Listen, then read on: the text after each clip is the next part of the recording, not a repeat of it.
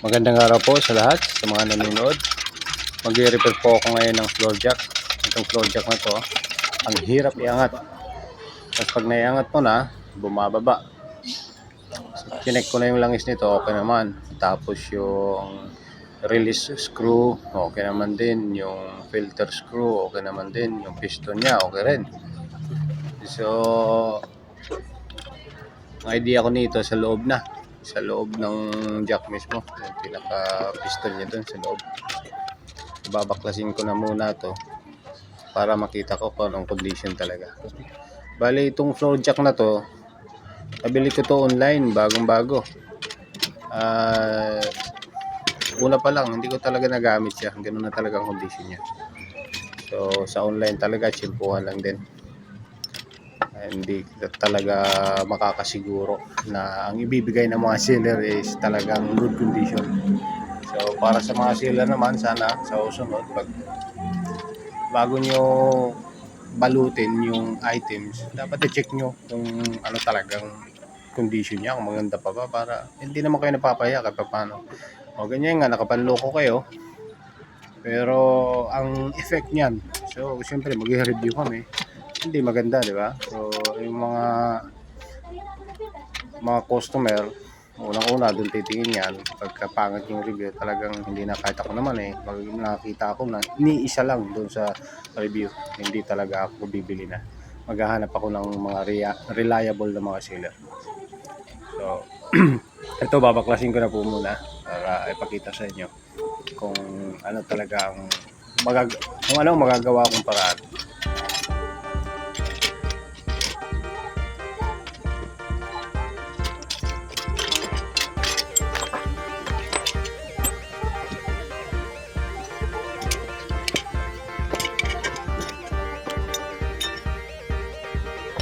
Bali, una tinanggal ko yung yung piston assembly ng lifting socket.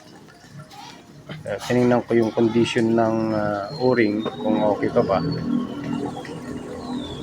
Medyo na siya, hindi na siya masyadong umbok, kaya papalitan ko na rin muna to.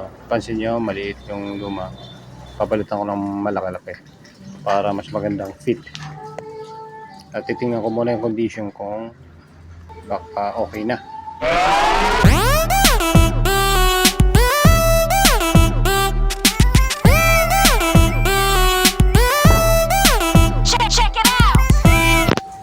So sinubukan ko sa pwersa pa lang ng kamay, pero napapansin ko parang lumulubog pa rin. Subukan ko nga ulit yung pump. Tingnan natin close up. Pwersa pa lang ng kamay, lumulubog na. A few moments later. So wala dun sa piston assembly ang problema, yung pinalitan kong gasket. So I decided baklasin na talaga sa loob para makita ko kung anong condition. Ang napansin ko agad dito, pagka buhos ko pa lang, medyo madumi yung langis. At kita nyo yung packing dito, pagkapako, maraming mga maliliit na bakal. Ayan, may isang pangang mahaba na yun ang sumugat sa sa packing yung pinaka-piston ng cylinder. And may mga maliliit na magabuhangin. So yan ang siguradong dahilan. Kaya lumulusot lang yung langis pag nagpa-pump ka. Sumisingaw. Lilinisin ko lang to, pati yung cylinder niya, ang babanlawan ko ng thinner para malinis yung kung naiwan pang maliliit na gabuhangin na bakal. So thinner ginamit ko para madali matuyo. At bago ko isilyo ito ulit, i-arihan ko muna para siguradong tuyo.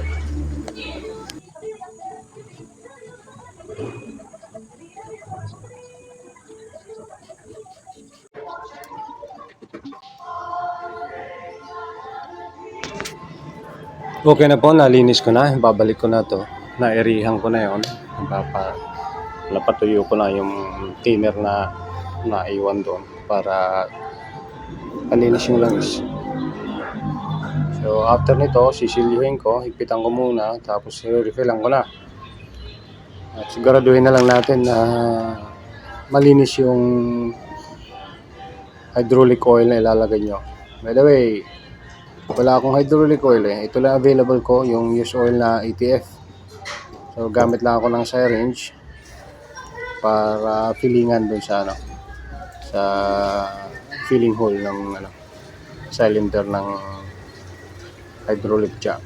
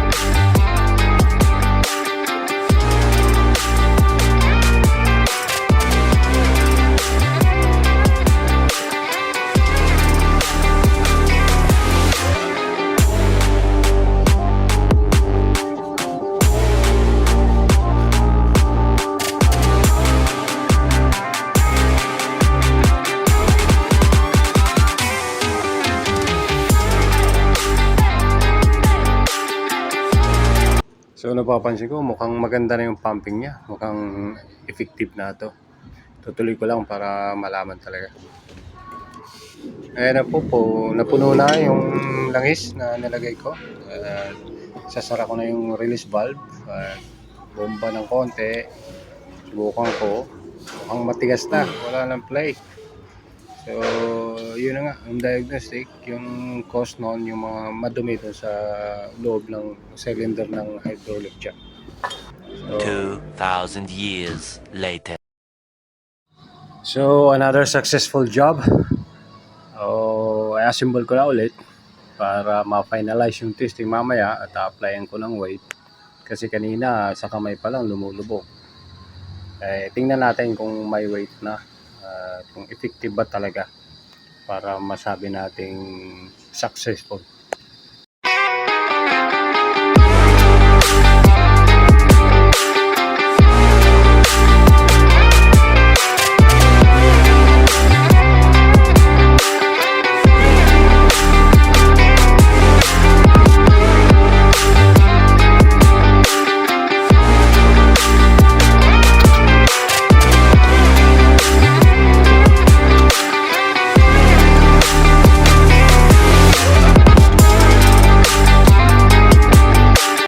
Assembled na po ulit.